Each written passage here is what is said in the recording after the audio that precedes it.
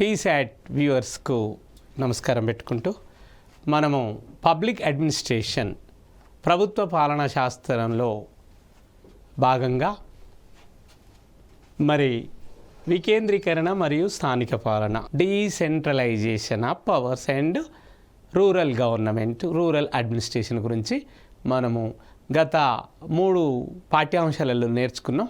ఇది 4వ విభాగంగా ఈరోజు మనం నేర్చుకునే ప్రయత్నం చేద్దాం. ఆంధ్రప్రదేశ్, పశ్చిమ బెంగాల్, కర్ణాటక వంటి కొన్ని రాష్ట్రాలు అశోక్ మెహతా కమిటీ సిఫార్సులతో కొన్ని అంశాలను తమ రాష్ట్రాలకు అనుగుణంగా మార్పు చేసుకొని అమలు చేసినాయి. అశోక్ మెహతా కమిటీ 2 అంచెల పాలనా వ్యవస్థనే సూచించింది. మనం గత క్లాసులలో నేర్చుకున్నాం. అదే మరి బల్వంత్ రాయ్ గోపాల్ మెహతా కమిటీ 3 అంచెల పాలనా వ్యవస్థను సూచించింది. అయినా మరి అది సరైనటువంటి సక్సెస్ కాలేదనో లేకపోతే ఇంకా వేరే కారణాలతో దాన్ని సమీక్షిస్తూ 1978లో వచ్చినటువంటి జనతా పార్టీ ప్రభుత్వం మన ప్రైమ్ మినిస్టర్ మొరార్జీ దేశాయ్ గారి నాయకత్వంలో మరి ఏర్పడిన తర్వాత అశోక్ మెహతా కమిటీని నియమించినాక వాళ్ళు ఇచ్చిన సిఫార్సులను ఆంధ్రప్రదేశ్ ప్రభుత్వం, మన ఉమ్మడి ఆంధ్రప్రదేశ్ ప్రభుత్వం, తర్వాత పశ్చిమ బెంగాల్, వెస్ట్ బెంగాల్, కర్ణాటక మొదలగు కొన్ని రాష్ట్రాలు ఈ అశోక్ మెహతా కమిటీ ఇచ్చినటువంటి సిఫార్సులు ఏవైతే ఉన్నాయో అందులో కొన్ని అంశాలను తమ రాష్ట్రాలకు అనుగుణంగా తమ రాష్ట్రాలకు ఉన్నటువంటి స్వభావానికి అనుగుణంగా మార్పు చేసుకొని ఏం చేసుకున్నారు, చేంజ్ చేసుకున్నారు, అమలు చేసిరు. బల్వంత్ రాయ్ మెహతా కమిటీ సూచనల ద్వారా ఏర్పాటైన పంచాయతీ వ్యవస్థలను మొదటి తరం పంచాయతీలని పేర్కొంటున్నారు. ఇక్కడ 2 అంశాలు మనం నేర్చుకోవాలి.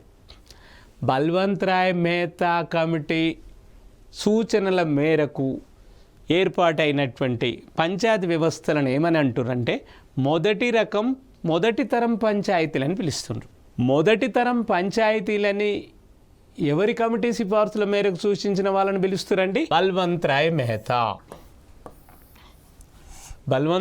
మెహతా కమిటీ ఏదైతే సూచించిందో వాళ్ళ సూచనల మేరకు ఉన్నట్టే మొదటి తరం ఫస్ట్ జనరేషన్ పంచాయతీలని పిలుస్తున్నారు. అశోక్ మెహతా కమిటీ సిఫార్సుల ప్రకారం ఆధారంగా ఏర్పడిన పశ్చిమ బెంగాల్, కర్ణాటక, ఆంధ్రప్రదేశ్ పంచాయతీ వ్యవస్థను 2వ తరం పంచాయతీలు అంటారు.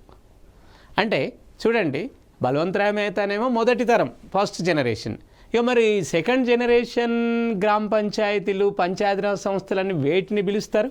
ఇది ప్రశ్న మనకు. అశోక్ మెహతా కమిటీ సిఫార్సుల ఆధారంగా ఏర్పాటైన పశ్చిమ బెంగాల్, వెస్ట్ బెంగాల్ 1978లో, వెస్ట్ బెంగాల్ 1978, కర్ణాటక 1985, ఆంధ్రప్రదేశ్ 1986, ఉమ్మడి ఆంధ్రప్రదేశ్ రాష్ట్రం 1986. అప్పుడు ముఖ్యమంత్రి మనకు స్వర్గీయ కీర్తిశేషులు ఎన్టీ రామారావు. ఈ విధంగా పంచాయతీ వ్యవస్థలను 2వ తరం పంచాయతీలని పేర్కొంటారు. అశోక్ మెహతా సిఫార్సు చేసినవి 2వ తరం, బల్వంత్ రాయ్ మెహతా సిఫార్సు చేసినవి మొదటి తరం పంచాయతీరాజ్ వ్యవస్థలని పిలుస్తున్నారు. అశోక్ మెహతా కమిటీ సిఫార్సుల ఆధారంగా ఆంధ్రప్రదేశ్ ఎన్టీఆర్ కర్ణాటక రాష్ట్రాల్లో మండల వ్యవస్థను ప్రవేశపెట్టిండు. ఈరోజు ఇప్పుడున్న మన మండలాల వ్యవస్థ, మరియు జిల్లాలో కొన్ని మండలాలు ఉన్నాయి మధ్య విభాగంగా, అటు గ్రామము, అటు అడుగున మధ్యలో మండలం, మరి పై స్థాయిలో జిల్లా. ఈ 3 లోకల్ గవర్నమెంట్స్, స్థానిక ప్రభుత్వాలు. పై స్థాయిలో మళ్ళీ జిల్లా పైన రాష్ట్ర ప్రభుత్వం, రాష్ట్ర ప్రభుత్వం పైన కేంద్ర ప్రభుత్వం.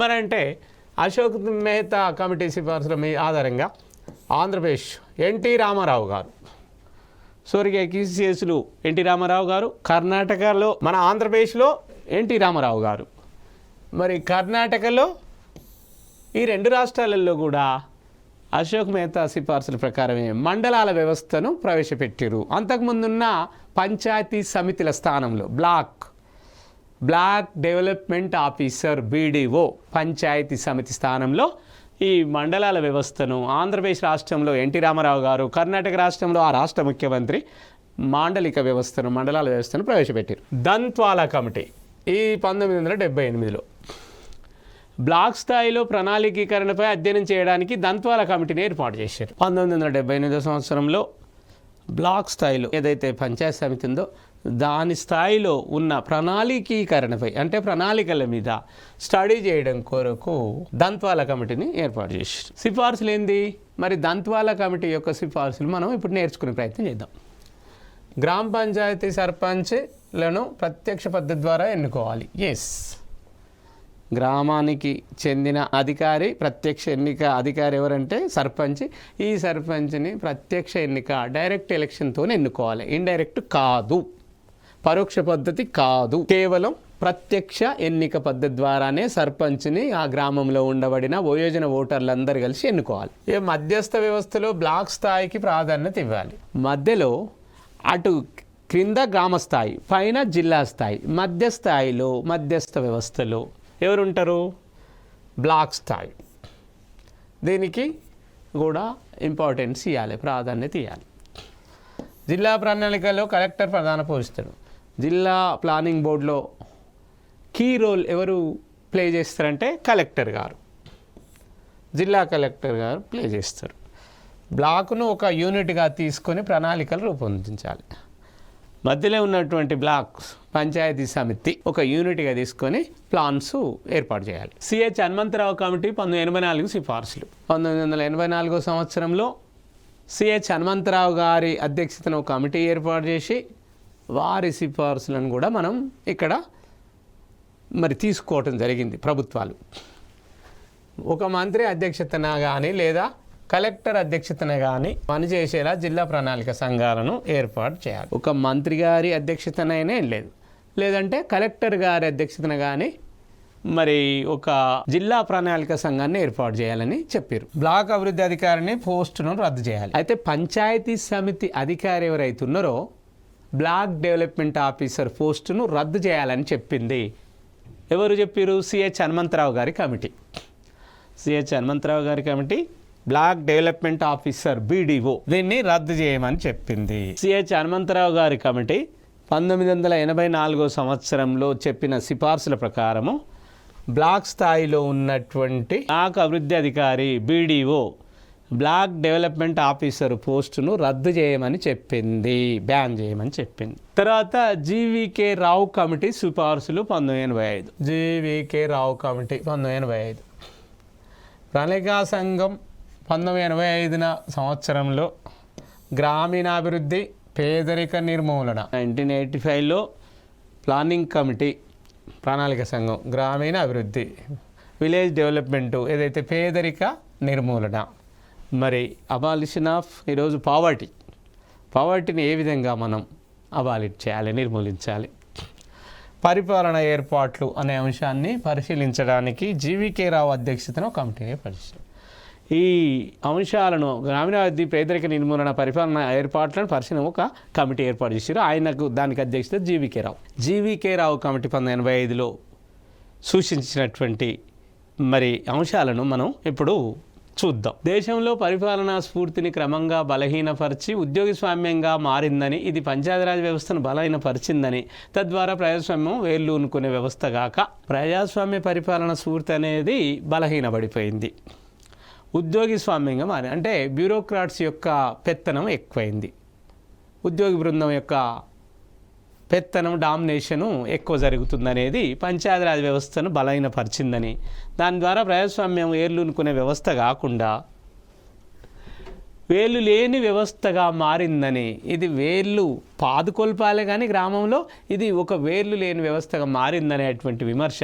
It is not a grass roots democracy, it is a grass without roots, వేర్లు లేకుండా ఉన్నటువంటి ఈ వ్యవస్థని దీనికి ఒక విమర్శ రావడం జరిగింది. తీవ్రంగా విమర్శించిర్రు, ఆక్షేపించిర్రు. ఈ పంచాయతీరాజ్ పటిష్టకు మళ్ళా కొన్ని సిఫార్సులను సూచించారు. ఏంటి ఆ సిఫార్సులు అనేది నేర్చుకుందాం. ప్రణాళిక అభివృద్ధికి జిల్లాను ఒక యూనిట్గా తీసుకోవాలి. ప్రణాళిక పరంగా అభివృద్ధి చేయాలంటే జిల్లాను ఒక యూనిట్గా తీసుకోవాలి. జిల్లా స్థాయి ప్రణాళికను సిఫార్సు చేసింది. ఇది జిల్లా స్థాయిలో ప్రణాళికను ఒక ప్లాన్ను సిఫార్సు చేసింది. బ్లాక్ వ్యవస్థను రద్దు చేయాలి. మధ్య స్థాయిలో ఉన్నటువంటి మీడియంలో, క్రింది స్థాయిలో గ్రామం, పై స్థాయిలో జిల్లా, మధ్య స్థాయిలో ఉన్నటువంటి బ్లాక్ వ్యవస్థను రద్దు చేసిర్రు. జిల్లా పరిషత్తును పటిష్టపరిచిర్రు. నైష్పత్తిక ప్రాతినిధ్యంతో కూడిన ఉప కమిటీలను జిల్లా స్థాయిలో ఏర్పాటు చేయాలి. అంటే నిష్పత్తి ప్రకారము అలాంటి ప్రాతినిధ్యంతో అంటే అలాంటి రిప్రజెంటేషన్తో కూడినటువంటి సబ్ కమిటీలు. ఉప కమిటీ అంటే ఇక్కడ మనం సబ్ కమిటీ,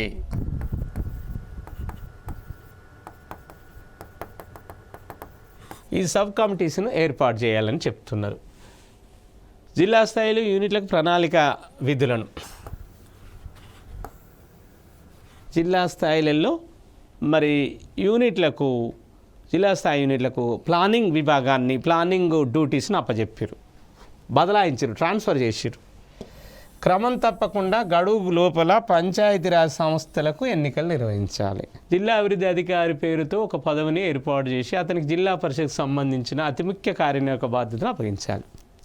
డిస్ట్రిక్ట్ ఒక జిల్లాకు ఒక అధికారి అంటే ఒక జిల్లా అభివృద్ధి అధికారి డిడిఓ రూపంలో లేదా CEO chief executive officer CEO, ఇంతకుముందు డిడిఓ డిస్ట్రిక్ట్ డెవలప్మెంట్ ఆఫీసర్, ఇప్పుడు ఏమని మారిందా పేరు?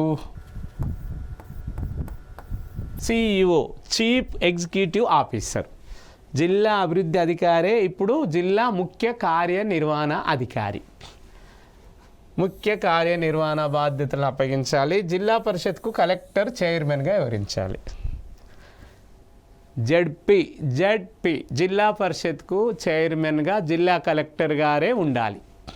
ఇక అయితే 1986 సంవత్సరంలో ఎల్ఎం సింఘ్వి కమిటీ మరి పంచాయతీ వ్యవస్థలకు రాజ్యాంగ ప్రతిపత్తిని కల్పించింది. 1986లో రాజీవ్ గాంధీ ప్రధానమంత్రిగా ఉన్నప్పుడు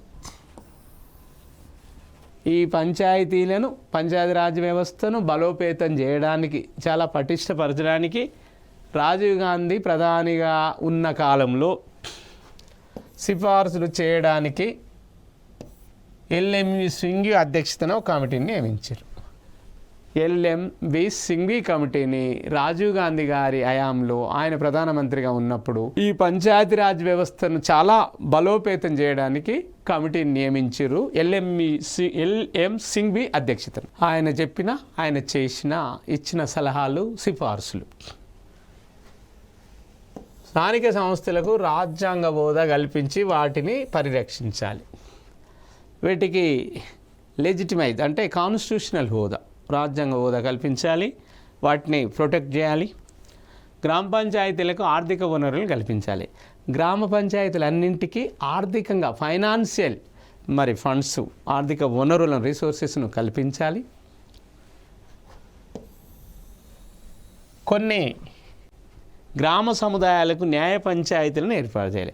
కొన్ని గ్రామ పంచాయతీలకు మటుకు న్యాయ పంచాయతీలను అంటే న్యాయం ఏదైతే ప్రజలలో వివాదాలు, తగులాటలు, కొట్లాటలు, పంచాయతీలు వస్తే వాటిని పరిష్కారం కొరకు న్యాయ పంచాయతీ అనే దాన్ని కొన్ని గ్రామ పంచాయతీలకు కలిపి ఒకదాన్ని ఏర్పాటు చేయాలని ఎల్ఎం సింఘ్వి కమిటీ సూచిస్తుంది.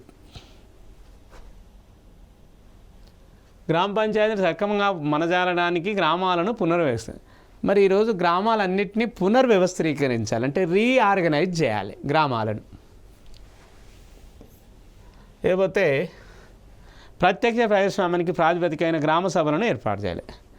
ఈరోజు డైరెక్ట్ డెమోక్రసీకి ఒక ఉదాహరణగా చెప్తున్నాం. ప్రత్యక్ష ప్రజాస్వామ్యానికి మంచి ఉదాహరణ ఏంటంటే గ్రామ సభ. గ్రామంలో సర్పంచ్ గారు, ఉప సర్పంచ్ గారు, వార్డు కౌన్సిలర్లు లేదా వార్డు మెంబర్ల, అక్కడ విలేజ్లో ఉన్నటువంటి ఆరోగ్య కార్యకర్తలు, విలేజ్లో ఉన్నటువంటి ఇతర అందరి కార్యకర్తల సమక్షంలో జరిగేటువంటి గ్రామ సభ అనేది ఈరోజు ప్రత్యక్ష ప్రజాస్వామ్యానికి బెస్ట్ ఎగ్జాంపుల్. క్రమం తప్పకుండా ఎన్నికలను చేయాలి, రెగ్యులర్గా ఎన్నికలను నిర్వహించాలి. మరి పంచాయతీ ఎన్నికలకు సంబంధించిన అంటే పంచాయతీరాజ్ లోకల్ బాడీస్ ఎన్నికలకు సంబంధించిన వివాదాలను పరిష్కరించడానికి, కాంట్రవర్సీస్ను పరిష్కరించడానికి, ఈ కాంట్రవర్సీస్ను సెటిల్ చేయడానికి ఒక జ్యుడిషియల్ ట్రిబ్యునల్ను ఏర్పాటు చేయాలి. 73వ రాజ్యాంగ సవరణ చట్టం 1993. 1993 సంవత్సరంలో 73వ రాజ్యాంగ సవరణ చట్టాన్ని తీసుకురావడం జరిగింది. అప్పుడున్న మన ప్రైమ్ మినిస్టర్ పివి నరసింహారావు గారి ఆధ్వర్యంలో. పివి నరసింహారావు గారు మన ప్రధానమంత్రిగా మన భారతదేశ మన తెలుగు తేజం పివి నరసింహారావు గారి ఆధ్వర్యంలో అధికారంలోకి వచ్చిన తర్వాత కాంగ్రెస్ ప్రభుత్వం పంచాయతీరాజ్ సంస్థలకు రాజ్యాంగ ప్రతిపత్తిని కల్పించవలసిన విషయాన్ని గుర్తించింది. మరి గుర్తించి దాన్ని ఏ విధంగా చేయాలనేది పివి నరసింహారావు గారు ప్రధానమంత్రిగా ఇప్పుడు కొన్ని మనం నేర్చుకుందాం. సెప్టెంబర్ 1991లో సెప్టెంబర్ నెల 1991 సంవత్సరంలో పంచాయతీలకు సంబంధించిన బిల్లులను, మున్సిపాలిటీ పురపాలక సంఘాలకు సంబంధించిన బిల్లులను వేరువేరుగా పార్లమెంట్లో ప్రవేశపెట్టారు. 1991లో పంచాయతీరాజ్ వ్యవస్థలకు సంబంధించిన బిల్లులు, మున్సిపాలిటీకి సంబంధించిన రెండు వేరువేరుగా పార్లమెంట్లో ప్రవేశపెట్టారు. తర్వాత ఆ బిల్లులను సంయుక్త పార్లమెంటరీ కమిటీకి నివేదించింది. జాయింట్ పార్లమెంటరీ కమిటీ, జాయింట్ అంటే సంయుక్త parliamentary committee, joint parliamentary committee JPC. వీటిని జేపీసీ అంటారు. అంటే ఒక సభ, మన పార్లమెంట్లో రెండు సభలు ఉంటాయి. దిగువ సభ పేరు లోక్సభ, ఎగువ సభ పేరు రాజ్యసభ. ఈ రెండు సభలను కలిపి సమావేశపరిచినప్పుడు దాన్ని ఏమంటారు? సంయుక్త పార్లమెంటరీ కమిటీ అంటారు. అలాంటి సంయుక్త పార్లమెంటరీ కమిటీకి ఆ కమిటీ సభ్యులు ఈ కమిటీ సభ్యులను కొంతమందిని కలిపి జాయింట్ పార్లమెంటరీ కమిటీ జేపీసీ ఏర్పాటు చేస్తారు. ఆ కమిటీకి ఈ బిల్లును నివేదించడం జరిగింది. ఆ నివేదికను, ఆ రిపోర్టు 22వ తారీఖు డిసెంబర్ నెల, ఈరోజు కూడా 22వ తారీఖు డిసెంబర్ నెల, అప్పుడు 1992 సంవత్సరంలో. ఎప్పుడు ఇది జరిగింది? 1992 సంవత్సరం ఇదే రోజు డిసెంబరు 22వ తారీఖున పార్లమెంటు ఆమోదించింది. దాని తర్వాత ఆ బిల్లులను రాష్ట్ర శాసనసభలలో ఆమోదం కోసం పంపారు. పార్లమెంట్లో ఆమోదించిన ఈ బిల్లులను అన్ని రాష్ట్రాల శాసనసభల ఆమోదం కోసం పంపించడం జరిగింది. మెజారిటీ రాష్ట్ర శాసనసభలు 17 రాష్ట్రాల బిల్లులకు ఆమోదం తెలిపినాయి. అంటే భారతదేశంలో ఉండబడిన దాదాపు 29 రాష్ట్రాలలో మరి 17 రాష్ట్రాలు 17 స్టేట్స్ యాక్సెప్టెన్స్ ఇచ్చినాయి, ఆమోదం తెలిపినాయి ఆ బిల్లులకు. అప్పుడు మన రాష్ట్రపతి గారు శంకర్ దయాళ్ శర్మ, మరి అప్పుడు 1991, 92, 93 సంవత్సరంలో పనిచేస్తున్న భారత రాష్ట్రపతి మన దేశానికి శంకర్ దయాళ్ శర్మ గారు ఆ బిల్లులపై 20వ తారీఖు ఏప్రిల్ నెల 1993 సంవత్సరాన సంతకం చేసిర్రు. ఏప్రిల్ నెల 20వ తారీఖు 1993 సంవత్సరంలో ఈ యొక్క పంచాయతీరాజ్ తర్వాత నగరపాలిక బిల్లులు, ఈ రెండు వేర్వేరు బిల్లులపై మన అప్పటి రాష్ట్రపతి శంకర్ దయాళ్ శర్మ గారు ఏప్రిల్ నెల 20వ తారీఖు 1993 సంవత్సరంలో సంతకం చేసి స్టాంపు వేయడం జరిగింది. దాని ద్వారానే 73వ 74వ రాజ్యాంగ సవరణ బిల్లులకు రాజ్యాంగ ప్రతిపత్తి కల్పించడం జరిగింది. దానితోనే 73, 74వ రాజ్యాంగ సవరణలతోనే ఈ పంచాయతీరాజ్ బిల్లులకు రాజ్యాంగ ప్రతిపత్తి కల్పించడం జరిగింది. నోట్: పంచాయతీలకు సంబంధించిన 73వ రాజ్యాంగ సవరణ ఏప్రిల్ 24, 1993 నుండి అమల్లోకి వచ్చింది. అందుకే ఏప్రిల్ 24ను పంచాయతీరాజ్ దినోత్సవంగా జరుపుకుంటున్నాము. అంటే మరి పంచాయతీలు గ్రామ పంచాయతీ, మండలాలు, జిల్లా పరిషత్లకు సంబంధించింది పంచాయతీలకు సంబంధించినటువంటి 73వ రాజ్యాంగ సవరణ 24 ఏప్రిల్ 1993. అందుకనే 24 ఏప్రిల్ 93 నుండి అమల్లోకి వచ్చి, అందుకే ఏప్రిల్ 24ను పంచాయతీరాజ్ దినోత్సవంగా, పంచాయతీరాజ్ డే ఎప్పుడంటే 24th ఏప్రిల్ 1993 నాడు 24 ఏప్రిల్ నాడు ఈ బిల్లు ఆమోదం పొందింది కాబట్టి దీన్ని పంచాయతీరాజ్ డేగా జరుపుకుంటున్నాం. పట్టణ మున్సిపాలిటీలకు సంబంధించిన 74వ రాజ్యాంగ సవరణ బిల్లు చట్టం పట్టణాలకు, నగరాలకు సంబంధించిన, పట్టణాలకు మున్సిపాలిటీ, నగరాలకు కార్పొరేషన్ సంబంధించిన నగరపాలిక బిల్లు, అది పంచాయతీల బిల్లు, ఇది పట్టణ నగరపాలికల బిల్లు.